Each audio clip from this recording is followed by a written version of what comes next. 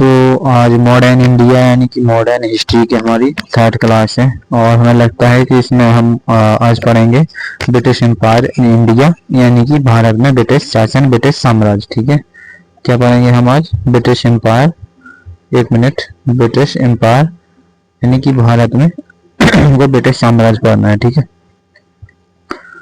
तो चलिए हम फर्स्ट क्वेश्चन पर चलते हैं। पहले क्या है हमारा क्वेश्चन, तो अब आंसर आप लोगों को देना है, क्वेश्चन हमारा रहेगा। ठीक है, क्लास जब मैं लेता हूँ तो इसी तरीके से लेता हूँ।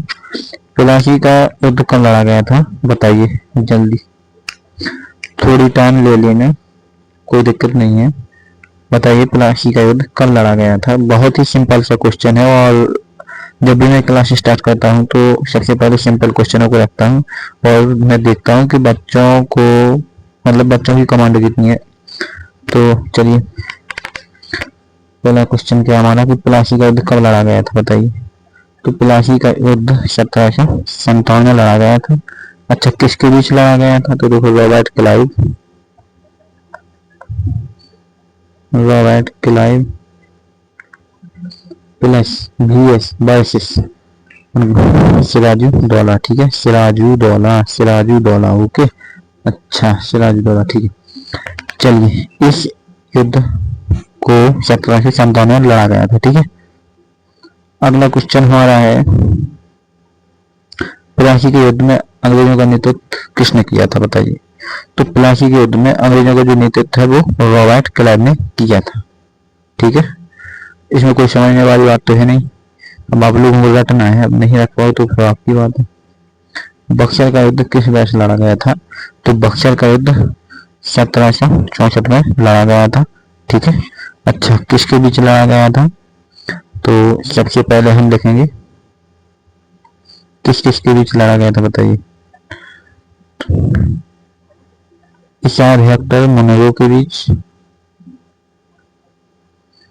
अच्छा, बरसिस, एक मिनट देखो, मीर कासिम कोमा शुजाउद्दौला।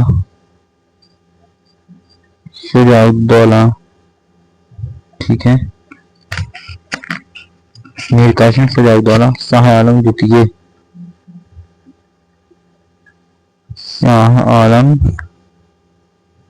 द्वितीय। ठीक है, ओके। चलिए अगला क्वेश्चन हमारा रहेगा यहाँ पर, बक्सर के युद्ध में अंग्रेजों ने किसे हराया था बताइए। देखो, मीर कासिम, शाह आलम द्वितीय, शुजाउद्दौला को। ठीक है, 3 लोगों को हराया था और सारे देखो इन 3 शासकों को हराया था। ओके,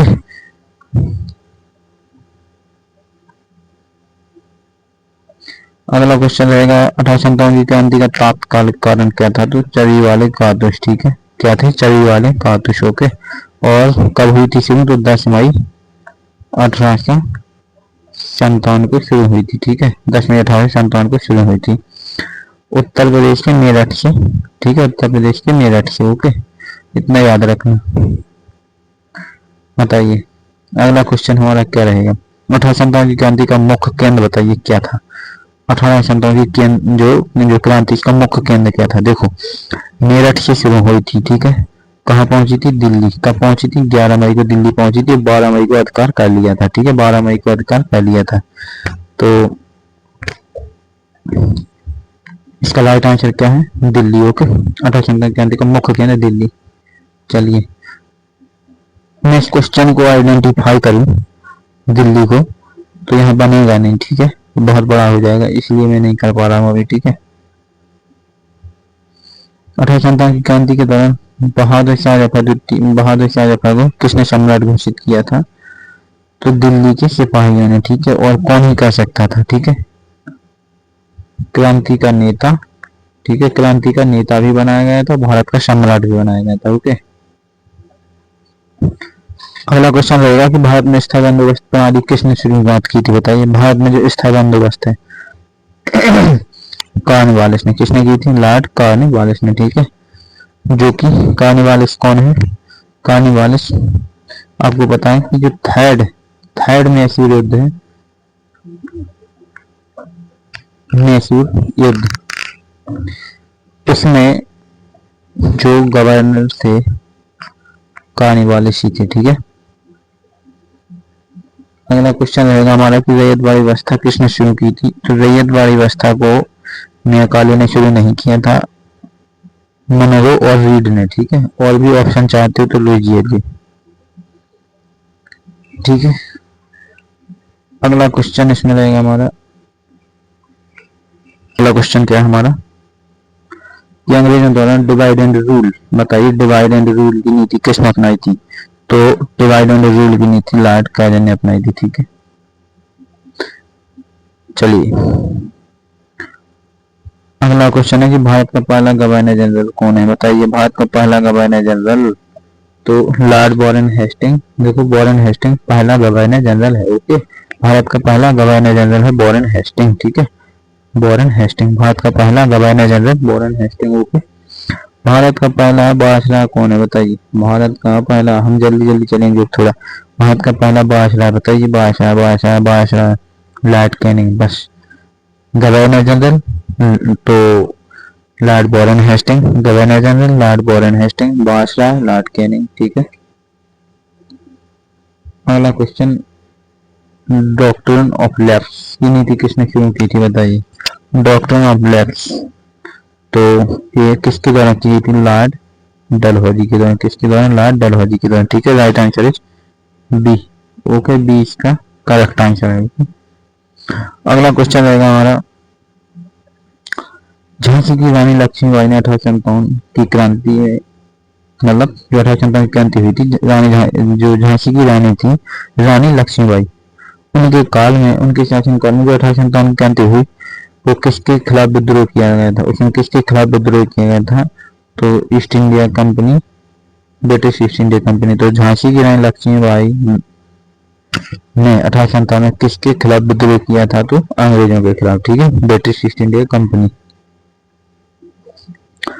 अगला क्वेश्चन रहेगा यहाँ पर, अंग्रेजों ने टीपू सुल्तान के बीच जब चौथा जो मैसूर युद्ध लड़ा गया था, एक कब लड़ा गया था बताइए। तो चौथा जो मैसूर युद्ध था वो 1799 में लड़ा गया था, ठीक है। इस वक्त मैसूर के शासक टीपू सुल्तान थे और जो गवर्नर जनरल था वो कौन था 1799 में, तो बेले जली था। कौन था, बेले जली, ओके, ठीक है, ठीक है, बेले जली, ओके। अच्छा, और इसमें जो संधि थी वो मैसूर सहायक संधि थी, ठीक है, मैसूर सहायक संधि थी, ठीक है। कौन सी संधि थी, तो मैसूर सहायक संधि थी, दैट इज राइट। चलिए अगला क्वेश्चन करेगा हमारा कि टीपू सुल्तान किस राज्य के शासक थे, बताइए। तो जो टीपू सुल्तान थे वो किस राज्य के शासक थे, मैसूर के, ओके। अच्छा, टीपू सुल्तान के पहले कौन था, तो हैदर अली। हैदर अली कब था, हैदर अली ने टीपू सुल्तान से पहले शासन किया था मैसूर पे, बट कब किया था, तो 1766 से, ठीक है, 69 के बीच, ठीक है, ओके।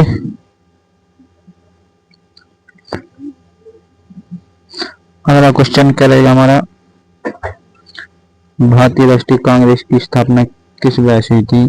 तो भारतीय राष्ट्रीय कांग्रेस की स्थापना 1885 में हुई थी और 28 दिसंबर को हुई थी। कब हुई थी, 28 दिसंबर को हुई थी, 1885 में हुई थी। और ए ओ ह्यूम इसके कौन थे, ए ओ ह्यूम इसके अध्यक्ष थे, ठीक है, ए ओ ह्यूम इसके अध्यक्ष थे, ठीक है। चलिए अगला क्वेश्चन हमारा क्या रहेगा कि भारतीय राष्ट्रीय कांग्रेस की स्थापना में किसका प्रमुख योगदान था, बताइए। भारतीय राष्ट्रीय कांग्रेस की स्थापना में बाल गंगाधर तिलक का, क्योंकि इन्होंने 1895 में इंडियन नेशनल कांग्रेस की क्या की थी, मांग की थी। और कब की थी, तो सर्वप्रथम की थी। कब की थी, सर्वप्रथम इन्हीं के द्वारा भारतीय राष्ट्रीय कांग्रेस की मांग की गई थी, ओके। बट अंग्रेजों ने इसको अस्वीकार कर दिया गया था, अंग्रेजों के द्वारा इसको कैंसिल कर दिया गया था, ठीक है, ओके, रद्द कर दिया गया था। अगला क्वेश्चन है विभाजन करो और राज करो की नीति। देखो इनका मतलब है कि फूट डालो। विभाजन का मतलब क्या होता है? फूट। जब 4 में 2 का भाग देते हैं तो 2 बचते हैं, यानी कि फूट डल जाती है। और राज करो की नीति का उद्देश्य क्या है? तो विभाजन करो और राज करो। देखो विभाजन यानी फूट डालो और शासन करो की नीति। तो मुस्लिम और हिंदुओं के बीच अंग्रेजों द्वारा